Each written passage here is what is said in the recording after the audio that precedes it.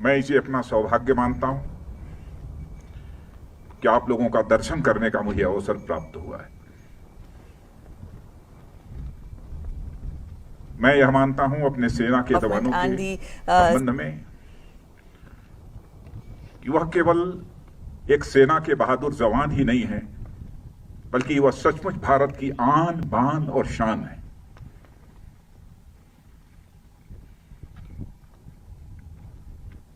समय समय पर जो भी करिश्माई काम हमारे सेना के जवानों के द्वारा किया गया है, उस पर समस्त देशवासियों को नाज है। आज यदि आपसे मिलकर मुझे बेहद खुशी हो रही है, तो मन में एक पीड़ा भी है, गम भी है। हाल में ही भारत और चीन के जवानों के बीच PP-14 पर जो कुछ भी हुआ,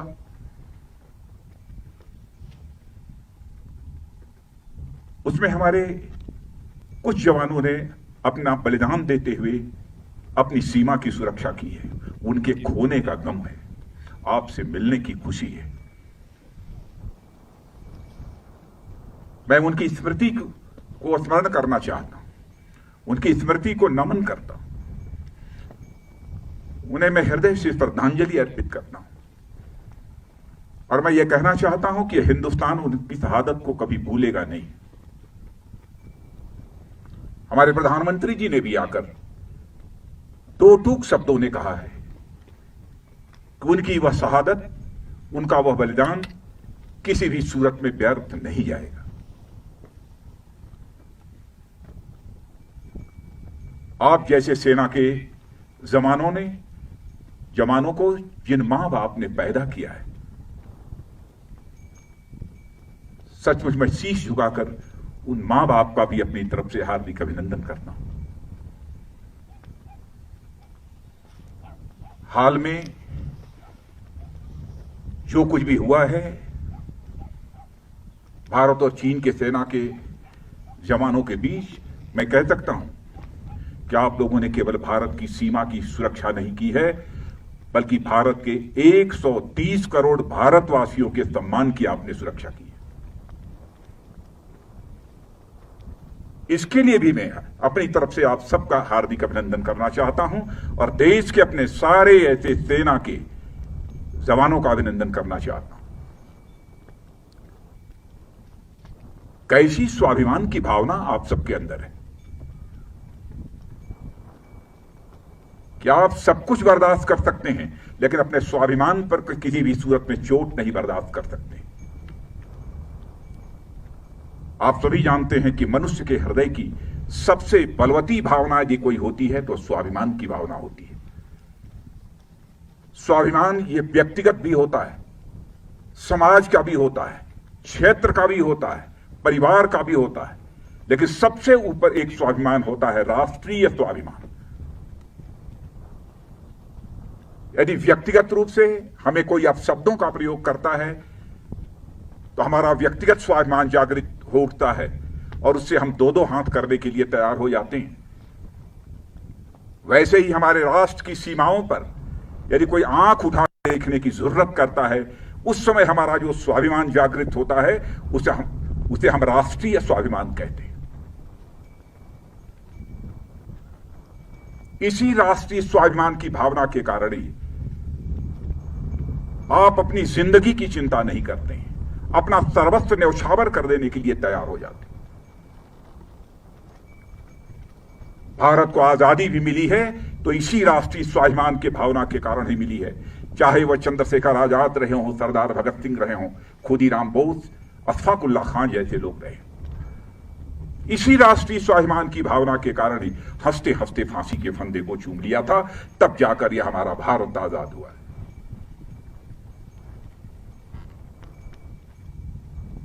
जितना भी आपके बारे में कहा जाए वह कम है।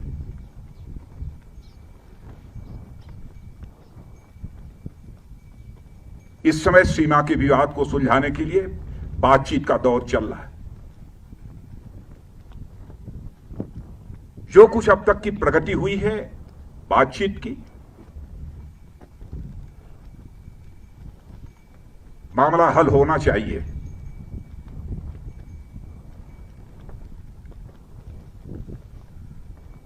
लेकिन कहां तक हल होगा, अभी इस संबंध में मैं कोई गारंटी नहीं दे सकता हूं। लेकिन मैं इतना यकीन दिलाना चाहता हूं कि भारत की 1 इंच जमीन को भी दुनिया की कोई ताकत छू नहीं सकती है, उस पर कब्जा नहीं कर सकती।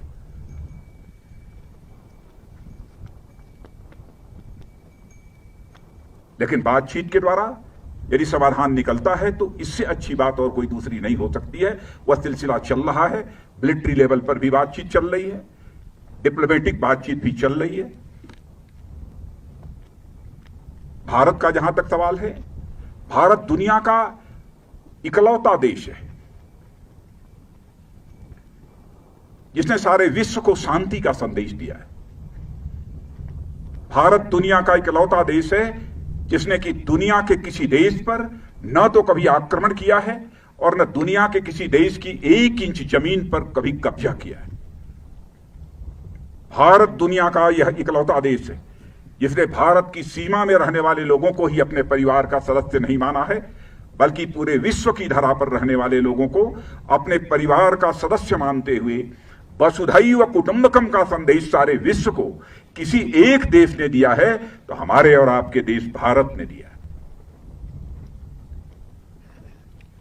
हम अशांति नहीं चाहते, हम शांति चाहते हैं।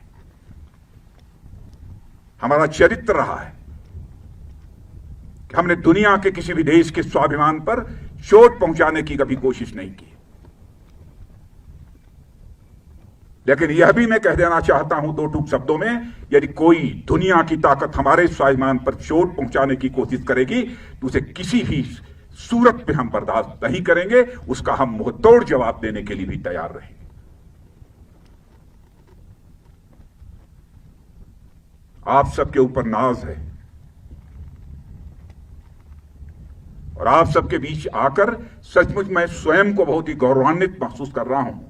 इसीलिए यह सब सारी बातें मैं बोल रहा हूं। आपके ऊपर भरोसा है।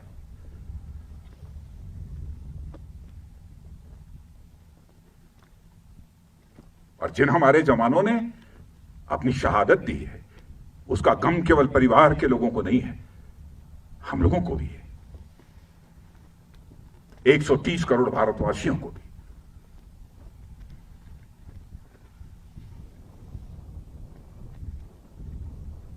मैं आप सबको बहुत, हमारी इच्छा थी कि आप सभी से हमारी भेंट हो। और मित्रों, भरोसा रखना, अब हमारा भारत यह कमजोर भारत नहीं है। भारत का एक सशक्त नेतृत्व है। श्री नरेंद्र मोदी जैसा प्रधानमंत्री हमको मिला है, फैसला लेने वाला प्रधानमंत्री, दृढ़ इच्छा शक्ति का प्रधानमंत्री।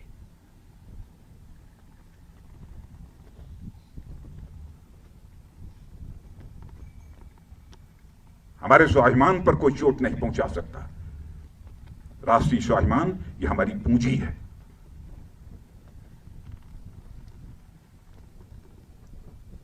आज के अवसर पर मैं समझता हूं कि और अधिक कुछ कहने की जरूरत नहीं है।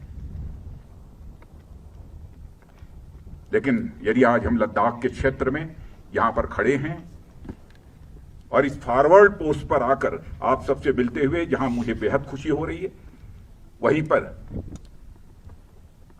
इसी लद्दाख के कारगिल द्रास सेक्टर में भारत की सीमा की रक्षा करते हुए, 1-1 इंच जमीन की रक्षा करते हुए